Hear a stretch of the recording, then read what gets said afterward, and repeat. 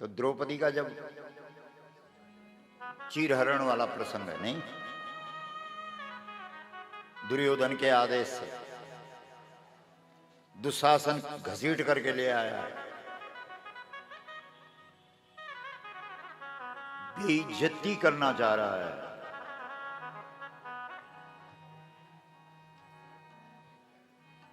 उस समय द्रौपदी जी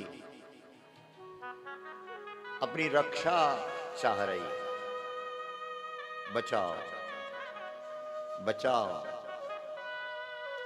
बचाओ। और कोई ऐसा भी नहीं है कि अकेले में ये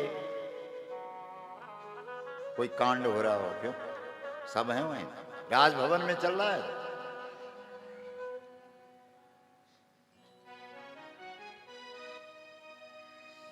और सबके देखते देखते हो रहा है। कौन कौन है वहां? अरे जो लोग धर्म की दुहाई देते हैं, जो धर्म की बातें करते हैं, वो लोग भी तो हैं वहां, नहीं है? जो पांडव हैं, जिन्होंने बड़े भाई के रूप में किसको स्वीकार कर रखा है? धर्म को। पांडवों का बड़ा भाई कौन है? धर्मराज। इसका मतलब है कौन है पांडव? जो धर्म को बड़े भाई के रूप में हमेशा सम्मान दे, वही तो पांडव है। यदि तुम धर्म को सम्मान देते हो तो तुम पांडव हो। पाप का व्याख्यान करते हो, पाप की ओर चलते हो तो कौरव है। तो धर्म के लोग, धर्मपरायण लोग वहां हैं, पर उन्होंने द्रौपदी को नहीं बचाया।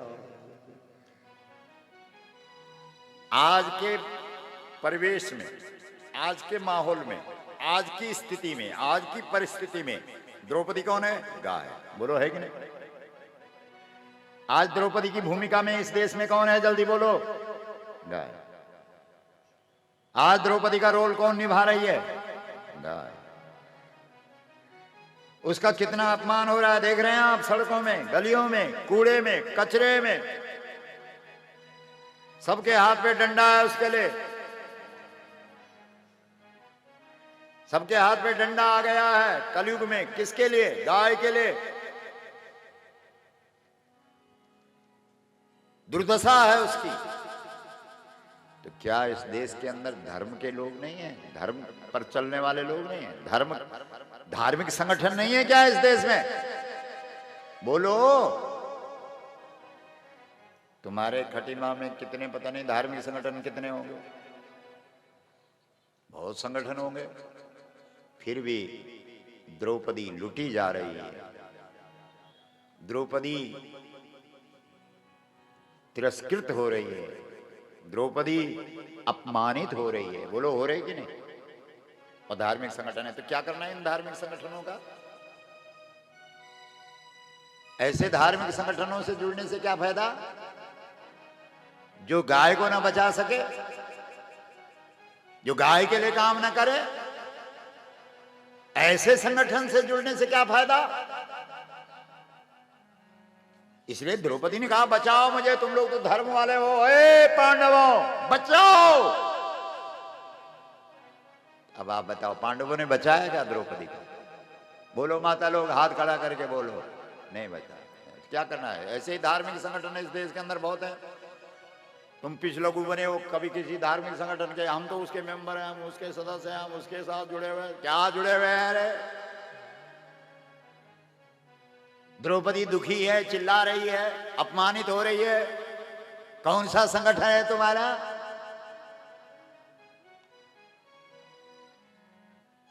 द्रौपदी समझ गए ये केवल नाम के हैं संगठन। जब इन्होंने मेरे को नहीं बचाया तो कैसे मान लूं मैं कि ये धर्म के अनुयायी हैं? मैं कैसे मान लूं कि ये धार्मिक संगठन है? हट। उसके बाद द्रौपदी थोड़ी आगे बढ़ी। उसी सभा में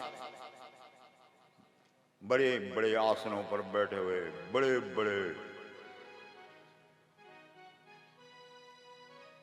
बोलो, धोती और पोथी, लोटी और चोटी,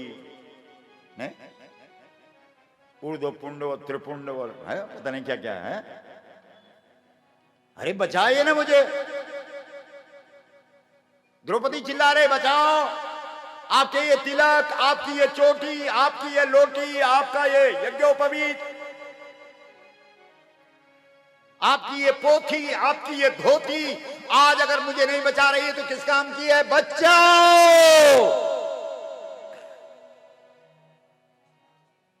बड़े बड़े आचार्य हो, तो द्रोणाचार्य हैं, कृपाचार्य हैं, बचाया उन्होंने। बोलो जोर से। और तब क्या फायदा इन आचार्यों? और तुम्हारे देश में आचार्यों की कमी है क्या? बोलो, सोचो। कोई किसी आचार्य से जुड़ा है, कोई किसी आचार्य से जुड़ा है, कोई किसी आचार्य से जुड़े हैं, आपके नहीं।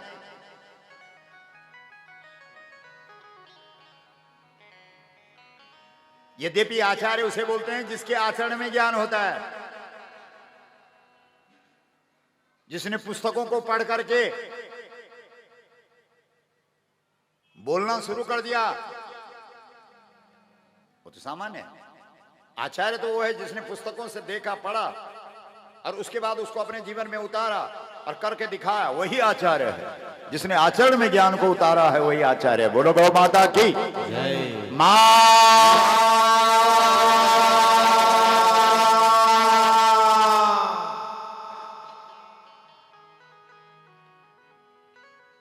कुछ भी नहीं, ये आचार्य चुप है, कुछ नहीं कर सकते। तो समझ गई द्रौपदी, गाय भी समझ गई कि कहां है ऐसे आचार्य, तो नाम के आचार्य हैं इस देश के अंदर, तो नाम के धार्मिक संगठन है।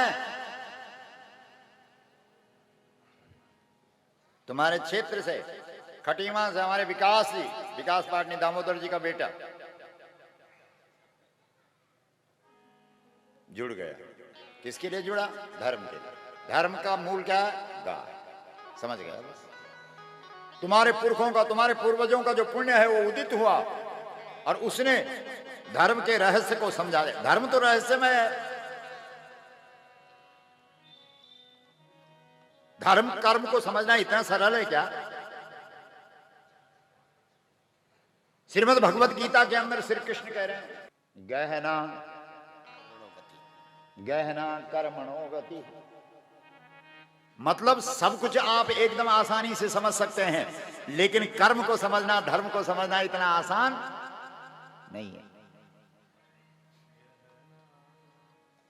कठिन है। इसको समझना कठिन है। तुम कैसे धार्मिक हो जब तुम गाय को नहीं बचा रहे हो? तुम कैसे आचार्य हो जब गाय को नहीं बचा रहे हो? केवल अपने सम्मान के लिए धार्मिक संगठन का इस्तेमाल करते हो, केवल अपने सम्मान के लिए आचार्यत्व का वर्ण करते हो। द्रौपदी समझ गई, नहीं नहीं, ये नहीं बचाएंगे मुझे। थोड़ा आगे बढ़ी। कौन है वहां? भीष्म। भीष्म किसका प्रतिनिधित्व कर रहा है? अरे भीष्म ब्रह्मचारी नहीं है, कोई शादीशुदा है, कोई गृहस्थ है क्या? ब्रह्मचारी हो तो ब्रह्मचारी मतलब सन्यासी, साधु, संत, महात्मा, सबका प्रतिनिधित्व कौन कर रहा है उस सभा में? बोलो, जोर से बोलिए। तो उनको तो बचा लेना चाहिए। आप तो साधु हैं, आपका तो कोई लेना देना नहीं है दुनिया वालों से। आपको तो धर्म के लिए पक्ष में खड़ा हो जाना है, आपको तो बचा लेना चाहिए द्रौपदी को, गाय को। लेकिन भीष्म भी चुप रहे। बोलो, साधु संत भी चुप बैठे। लेकिन क्या करें, भीष्म भी मौन है।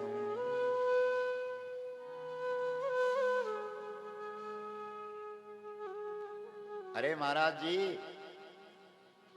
आप तो ब्रह्मचारी हैं, आप तो तपस्वी हैं,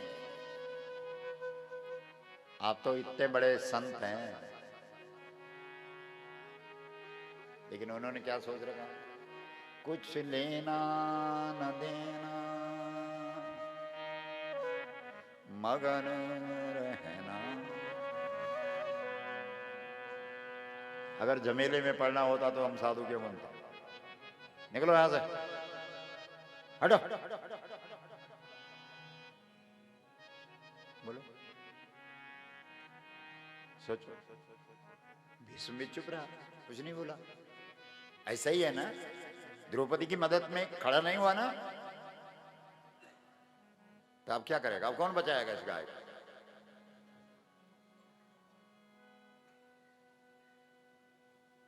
कौन बचाएगा? जो गाय वाला होगा। अब आप कहेंगे ये जो धर्म वाले हैं ये नहीं मानते हैं क्या गाय को? ये जो आचार्य लोग हैं ये नहीं मानते हैं क्या गाय को? ये जो साधु संत हैं ये नहीं मानते? सब मानते हैं।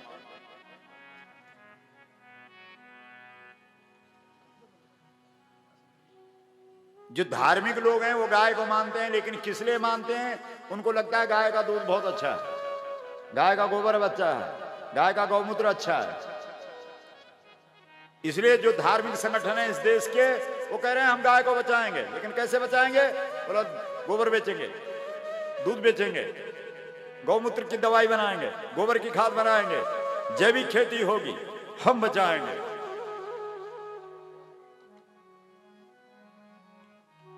अर्थ से बचाएंगे।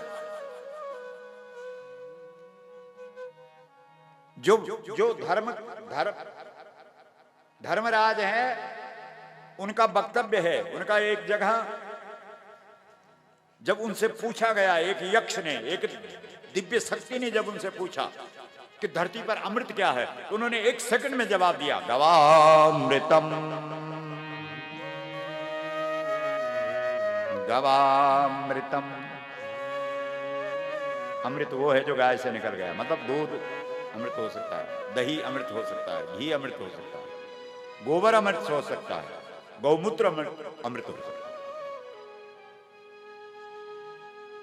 जो गव्य है वही अमृत है। इसका मतलब है तुम गाय को इसलिए मानते हो कि उसका दूध अच्छा है, उसका गौमूत्र अच्छा है। लेकिन ऐसे लोग बचा नहीं पाए। इस देश के अंदर मुझे तो लगता है लाखों ने, करोड़ों संगठन है जो दूध पे, गौमूत्र पे, गोबर पे काम कर रहे हैं। बोलो कर रहे हैं कि नहीं? तो क्यों नहीं बचाएगा? बोलो। अरे धर्मराज गया, नहीं बचा पाया, द्रोणाचार्य नहीं बचा पाया, भीष्म भी नहीं बचा पाया। कौन बचा पाया? जिसका गाय के साथ रिश्ता है। किस चीज का? मां का। और वो कौन है? बोलो, श्री कृष्ण। इसलिए कल भी हमने चर्चा करी थी कि वृंदावन की गोपियां जब रो रही हैं तो कृष्ण के 3 ही नाम बोल रही हैं। कौन से नाम है वो? गोविंद, बोलो, दामोदर, माधव। ये 3 नाम है। ये तीनों नाम गाय से जुड़े हुए, तीनों नाम गाय से जुड़े हुए। और तीनों नामों से यह सिद्ध हो रहा है कि श्री कृष्ण गाय को मां मानते हैं। क्या मानते हैं? बोलो। इसका मतलब है गाय को कौन बचा पाएगा? जो गाय को सीधा सीधा क्या रिश्ता मानता है, जिसकी नजर न दूध पर है, न गौमूत्र पर है, न गोबर पर है, किसी और चीज पर है नहीं, सीधी नजर है गाय मेरी मां। वो है कृष्ण। कृष्ण को कहो आप गाय के पीछे खड़े करो, बोले मां है। अरे इसलिए खड़े होंगे कि इसका दूध अच्छा है? ना ना भाई, ये मेरी मां है। आप देखते नहीं हो मुझे? मेरे मां बाप यशोदा, नंद, वसुदेव, देवकी, ये तो सब गोरे हैं। बोलो हैं कि नहीं? ये तो सब गोरे हैं, ऐसा ही उल्लेख है। इनका सबका गौर वर्ण है। लेकिन कृष्ण काले हैं। क्यों? अरे या तो मां पे गया या बाप पे गया। तुम किस पे गए? बोलो मैं तो गाय पे गया। और वो भी गायों में कौन सी गाय अच्छी लगती है कृष्ण को? जोर से बोलो। इसलिए रंग कौन सा है? इसका एक बात ध्यान रखना। अगर लोग पूछें तुमसे दुनिया में कि कृष्ण काले क्यों हैं, अनेकों बातें मिलेंगी संसार में, लेकिन सीधा सा जवाब है गाय पे गया है। किस पे गया है? और गायों में आपका कोई जो सामने वाला तुमको बोलेगा कि गाय तो कई प्रकार की होती है, कई रंग की होती है, सफेद भी होती है, नीली भी होती है, पीली भी होती है। फिर हम कैसे मान लें तो शास्त्र कहता है कि श्याम सुरभि पय विशद अति, जो काली गाय है उसकी सबसे अधिक महिमा शास्त्रों में भी है। और श्री कृष्ण भी लोग भजन में भी गाते हैं, काली गौ का दूध पिया इसलिए रंग तेरा काला।